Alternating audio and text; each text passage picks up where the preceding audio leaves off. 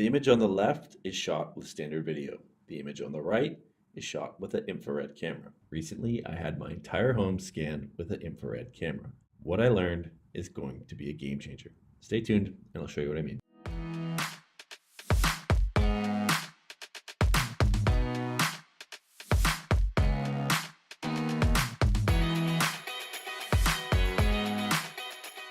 Today we're filming in my home.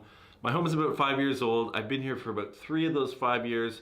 It's been a great home, but I've always known some issues with the heating and cooling system. I've noticed some of the registers in the floor and the wall and the ceiling, they never seem to blow that much air. They're always really weak and it causes some problems, especially on the second floor in some of the bathrooms and the bedrooms.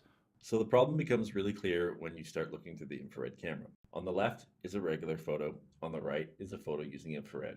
As you can see, there's a number of hotspots that are coming through the bulkhead in the basement ceiling.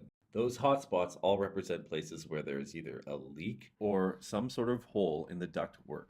Then enters Victor from AEROSEAL. He was going to show me how we can measure all the air loss from the leaks in my ductwork and then offer a solution on how we can repair them. After scanning the entire home with infrared and taking notes on all the potential areas that could be leaking, he wanted to start measuring the airflow coming out of each register when the furnace was running at full capacity. The next step was to completely seal the heating and cooling system in the house. This is done by blocking all the air registers and sealing all the return air vents. Now that we have the entire heating and cooling system fully sealed, Victor can get to work on attaching the AEROSEAL system to my furnace. Once the system has been attached, we can pressurize the furnace and all the ductwork. This way we can measure all the air that's being lost throughout the leaks and cracks in the entire system. From here, we hook up Victor's computer and confirm the entire system is properly pressurized and how much airflow is required to maintain that pressure.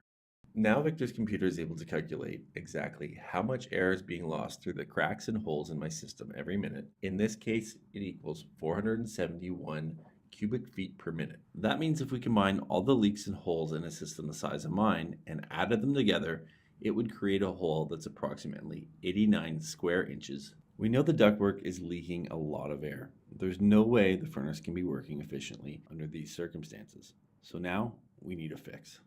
The solution we're going to be using was originally invented in a laboratory at Berkeley University in 1994. The idea is to inject a non-toxic vapor into the air system. Some of the particles from the vapor will begin escaping through the leaks and the holes in the ductwork, while other particles will begin sticking to the edges of the holes, collecting, continue forming until they completely seal in the hole.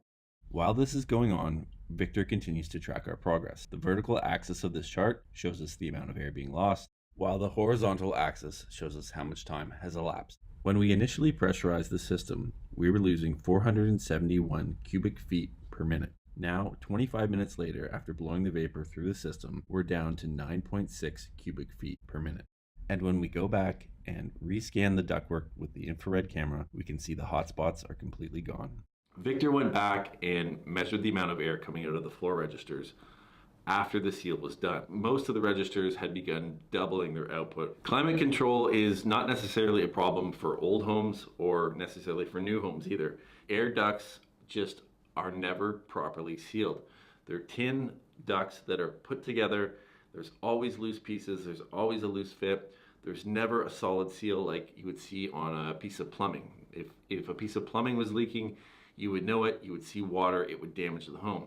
If there's a bit of air leaking out of a duct, it's not a huge deal because it's not really damaging anything. So a lot of people just live with it. They're never quite sure why it's happening or what the efficiency level is of the ductwork in their home. Thank you so much if you've made it this far. I know this vlog wasn't for everyone. I really appreciate it if you watched, and I hope to see you again next time.